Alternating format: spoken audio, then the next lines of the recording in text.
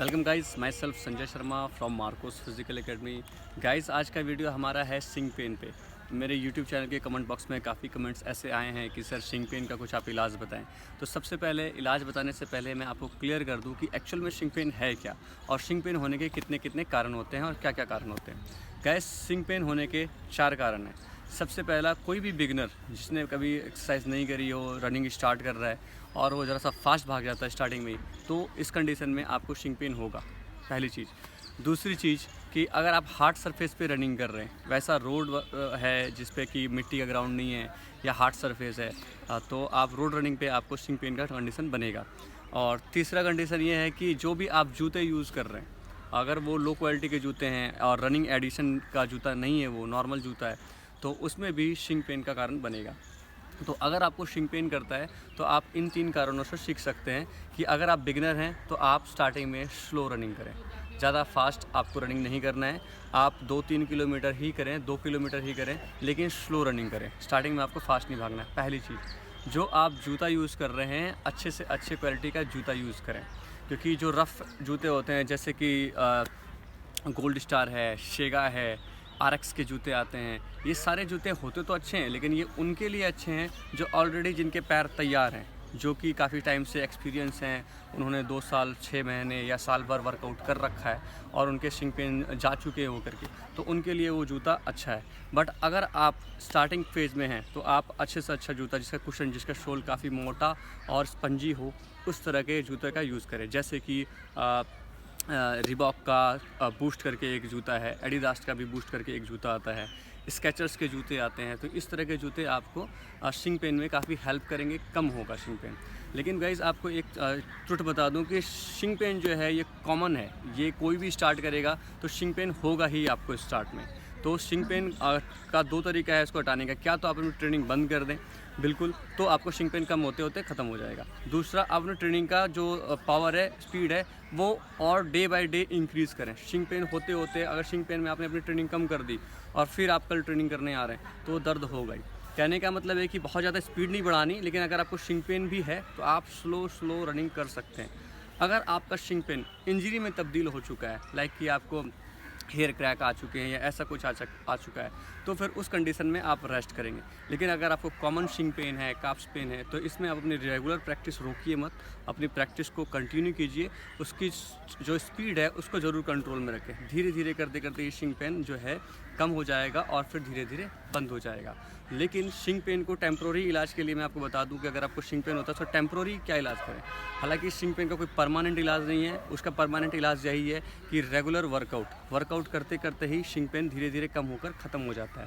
लेकिन आप फिर भी अगर शिंक पेन से बहुत ज़्यादा परेशान हैं तो इस पर आप कर सकते हैं बर्फ़ की सिकाई।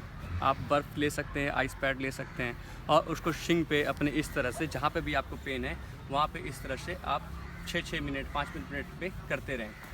अगर घर पे आप 3-4 बार इस तरह से ज़रूर करें। इससे आपको टेम्प्रोरी रेस्ट मिलेगा शिंक पेन के लिए।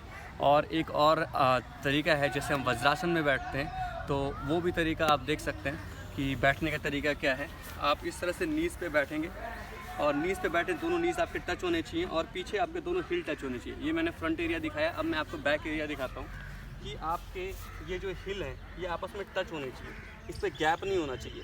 ये आपस में टच करें और टच किए हुए हिल पर आप बैठें, ये आपका बिल्कुल टच होना चाहिए और फिर आप इस पर बैठेंगे। ऐसा करने से आपके पूरे शिंक पे, पंजे पे खिंचाव महसूस होगा। बैठते वक्त आप अपना पूरा बॉडी वेट अपने इस पॉइंट पे ट्रांसफ़र करें। ऐसा नहीं कि बॉडी वेट छिपाना है आपको, आप आगे पुश कर रहे हैं, आपको अपना पूरा बॉडी वेट इस पे देना है और रेस्ट पोजीशन पे चला जाना है।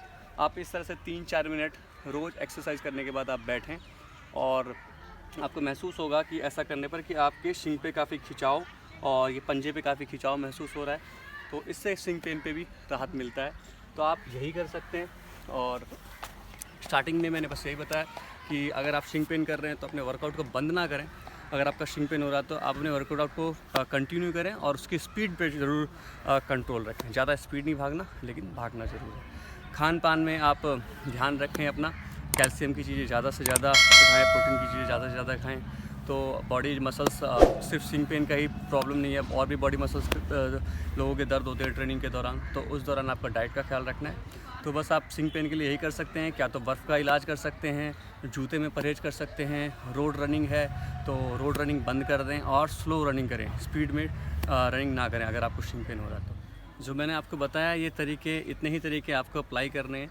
और सिंक पेन एक ऐसी समस्या है कि अगर आप रनिंग कर रहे हैं या आर्मी की तैयारी कर रहे हैं या किसी भी स्टेट पुलिस के लिए तैयारी कर रहे हैं तो सिंक पेन के प्रोसेस से आपको कभी ना कभी गुजरना ही होगा। अगर किसी भी यूट्यूब चैनल पे या कोई भी मेडिसिन आपको इस तरह का बता करके कोई कोच देता है कि आप ये खा लो आपका सिंक पेन नहीं होगा, तो गाइज़ ये बिल्कुल गलत बात है कि सिंक पेन एक प्रोसेस है।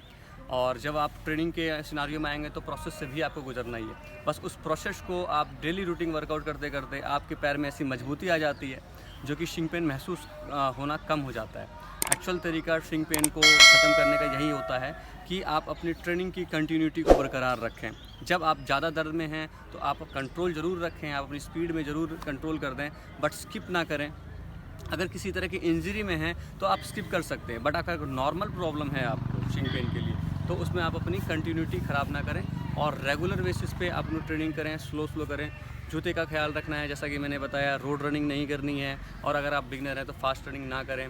घर जा कर के ट्रेनिंग के बाद आप उसके बर्फ़ की सिकाई कर सकते हैं। बस यही सारी चीज़ें। और मैंने एक आपको आसन बताया वज्रासन के जैसा, जो कि आप अपने दोनों हिल को जॉइन करके पूरा हिप लेकर के उस पर आपको बैठना है, बॉडी वेट ट्रांसफ़र करना है। बस आप यही सारी चीज़ों को करें ट्रेनिंग के दौरान, इसी में आपको सिंक पेन कम होते होते ख़त्म हो जाएगा। Thank you very much. आप इस चीज़ों को रेगुलर बेसिस पे करें। Thank you.